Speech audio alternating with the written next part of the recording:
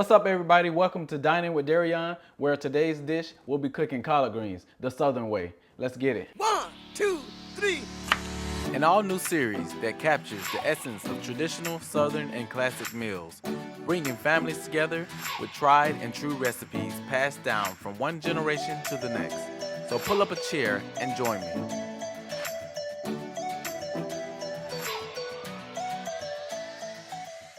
All right, cool. So today, the first thing for a good collard green is a good smoked meat. So any smoked meat of your choice is fine, but today I'm gonna be using, as you can see here, I've already had it cooking for probably about an hour at this point. But I'm gonna use some pork hocks. I got a pigtail in here, and then I got some like pork ends. And again, this has been cooking about an hour. I want my meat to cook almost until it's like off the bone before I put my collards in the pot. Okay, we're gonna first get into cleaning off my collard greens. So everybody does this many different ways. I've seen it done many different ways, but I'm gonna show y'all what my great auntie and my grandma, me raised up with my aunts in the collard green field, has taught me. So first thing I'm gonna do, I'm gonna peel my greens off the stems, right?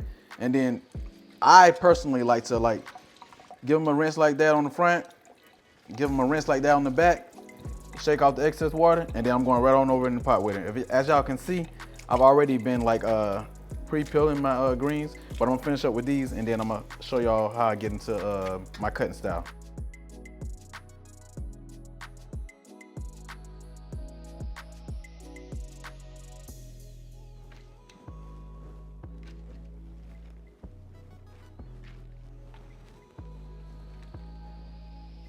Okay, here we have our collards. I have layered them pretty much, just like as if the stem was still there on top of each other. And what I'm gonna do, I'm gonna fold them in half. And again, hey, shout out my Auntie Minnie Bell. Auntie Minnie Bell from Barwick, Georgia. Hey, best collard greens on this side of Georgia. I tell you that much. Probably in the whole state, to be honest with you. But no, she wasn't the only one to cook collard greens in the family. Everybody did it. All my aunts, and yeah, really mostly my aunts did all the cooking. But it was some of my Auntie Minnie Bell collard greens. And I think the key to her collard greens, which is what I took from it, is the way that she cut them up. So again, y'all see I just rolled them, and then now I'm about to start chopping. So what I like to do is, again, the end part is gonna be a little raggedy, but once you cook, you're not gonna see that. But once I get into it and I get to that fine edge of the green, I'm pan this around so y'all can see it. So once it starts looking like that there, then I'm gonna start cutting them to the size that I want. And I'll show y'all what I mean here in a bit.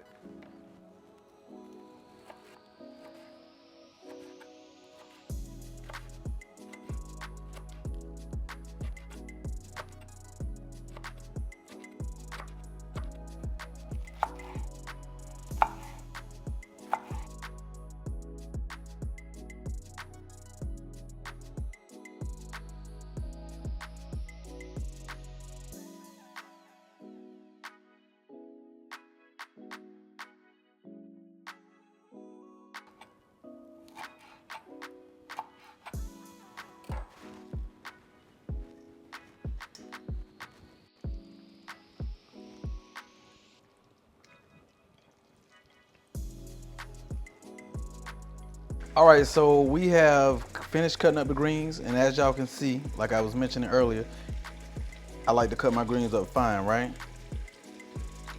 So Auntie Minnie Bell partly will be a little finer than this, but hey, this is what I'm going with today. And as y'all can see, let me dump the rest of these in there. Wow, that looks so good already. I'm going in with my second wash. I'm going in with my second wash. So how many washes do you normally do?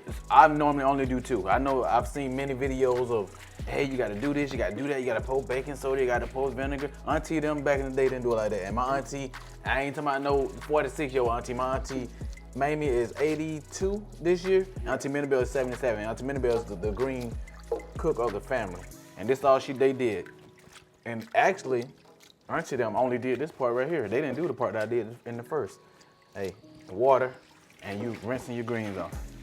And what we're gonna do after this right here, I done seen people even say, I rinse them so many times until the water turns clear. Hey, that's doing too much for me. Auntie them ain't do that. And guess what? I think it kind of takes away from the actual taste of the greens. from washing them so much? You know, it might do, cause they wash them until the water turns clear. You washing the nutrients out of them at that point. Yeah. Yeah. But hey, this all Auntie them did. Put them back in that sink after they got done cutting them up. And this is what they did.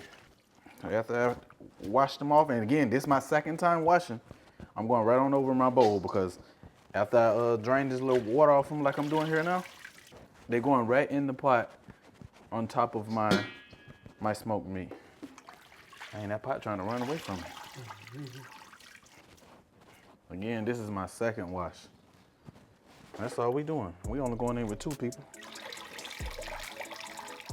Because I already pre-washed them when they were whole, which me personally, and I was talking to my grandma about this, and she was like, "Nah, we ain't do it like that." Well, you know how our generations before us, they said this is the way they do it, that's how it's going with.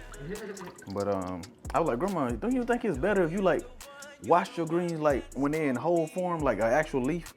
It'll get more of like the dirt or anything that's on it." And she was like, "We ain't never did like that. We wash them when we cut them up." But I'm like, it would be harder for stuff to come out when they cut up like this. So I've adopted to clean my greens when they're like a whole leaf before I like cut them up. Right. But I just do this as a secondary.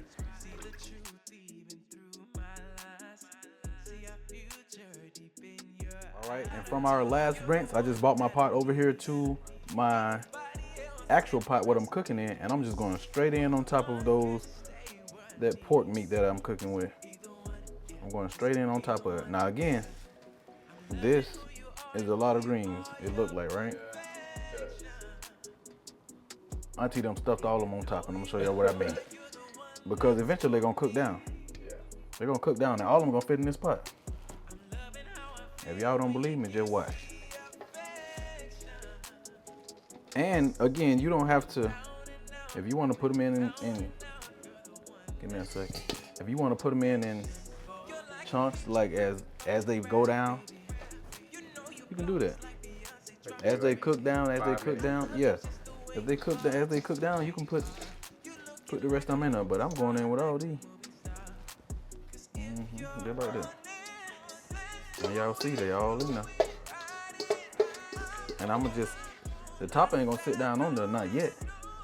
But what I'm gonna do is I'm gonna capture that steam and it's gonna help cook down everything.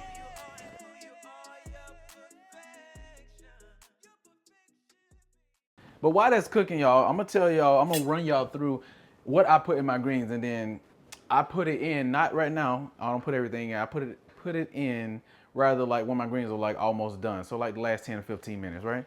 So this is what I put in my greens. I got a little crushed red peppers. This is gonna give it a little kick, along with some jalapenos. You don't have to put both of these. Any good cook knows cooking is always the preference. So who's ever eating it or who's ever cooking it, right? So this is what I put in mine. If you don't like it, take something away or add to, right? With my pork over there that I'm cooking with, I've seen it done with smoked turkey. So if you're not a pork fan at all, smoked turkey works perfectly fine. But the only difference between pork and turkey that I've seen is you have to season pork. You have to season turkey more than you would pork. So I have put no season. A pig, the pig is salty. Think of like bacon. When you cook bacon, it's salty. You don't have to add nothing to it. Right. And it's kind of the same thing with like the other parts of the pig. But with a bird, which is a turkey, it's not as flavored as pork would be. So you have to like use a bit more seasoning. Now for me, in that pot over there right now, I have used 0 season in there. And the reason I haven't is because I taste my broth with 2 different spoons, right? I use one that I'm cooking with, I dabble on the one that I'm tasting, and I taste it. Don't need no salt at all right now. Now what I will say is the greens is gonna take away from that a little bit. So what I do have some garlic and pepper seasoning. This is what I'm putting in mine. Some garlic and pepper seasoning just to like get it back up to a good salt taste or something to make the flavor pop out, right? But moving on to what I put in mine. Again, I crushed red peppers, a little bit of jalapenos. I got some onion that I'm gonna throw in there. I got a little bit of okra. And then last but not least, and hey, Auntie Minabelle, I'm giving away the secret. This is grease. Not only grease, this is chicken grease that's been used 2, 3, 4 times. However many times you want to use it. But hey, it's flavor in here. But this chicken grease is gonna go also in my collard greens. I done gave y'all the secret. Auntie, don't kill me. But yeah, that's chicken grease. And again, it's not much. We ain't getting carried away. But this is chicken grease. Wow. Okay, as y'all can see, my greens have already cooked down. And it's been like, maybe 3, 4 minutes at this point, Kiara? Yeah. Yeah, so About 3 minutes. it ain't even been 5 minutes yet. But all those greens what I have cooked down. And as y'all can see, you don't need a whole lot of water, which is what I use mine. I know I've heard people use chicken broth and all that. Auntie them didn't use that. Auntie them use water because that pork that we got in the bottom of here, it already done seasoned. But yeah, it done cooked down already, 3, 4 minutes. And we're just gonna cover these back up and let them finish cooking.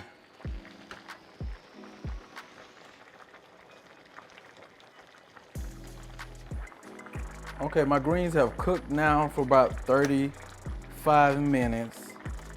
And again, it don't take long. I've seen videos. I just gotta keep saying that, y'all.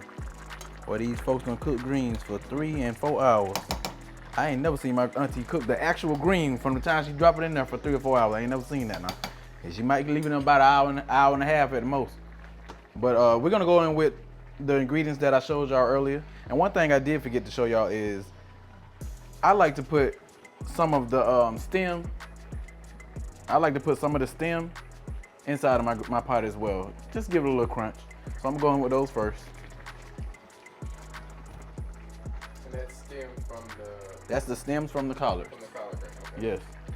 And right on top of those, I'm gonna go in with those onions.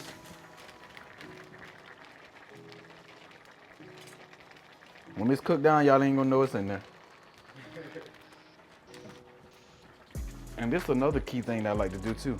Not only do I put the jalapenos in there, I put some of the juice in there too. I ain't gonna put too many because I don't want them too spicy. And then I'm gonna let this cook down before I put my oil and my okra.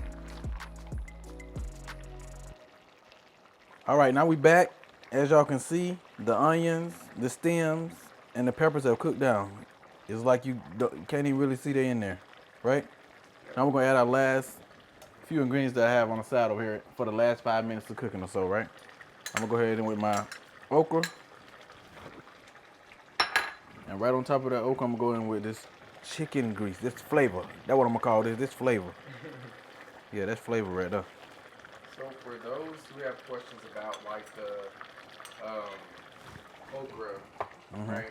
Like what does the okra do in terms of like enhancing like the flavor or It doesn't enhance texture? flavor. It's gonna do flavor. I mean, it's gonna do texture. I'm sorry. Okay. So everybody knows okra is gives off like a thicker consistency once it cooks, right? So in this broth, that's exactly what it's gonna do. It's gonna thicken up this broth pretty much around my collards. Oh, and I forgot to show y'all when I put my I sprinkled just a little bit of my pepper flakes in. But besides that, I'm gonna let this cook down for about five, no more than 10 more minutes. About 5 more minutes, 10 at most, and then my collards are complete. And again, that's probably about 45 minutes of cook time on the actual collards themselves, not including the meat.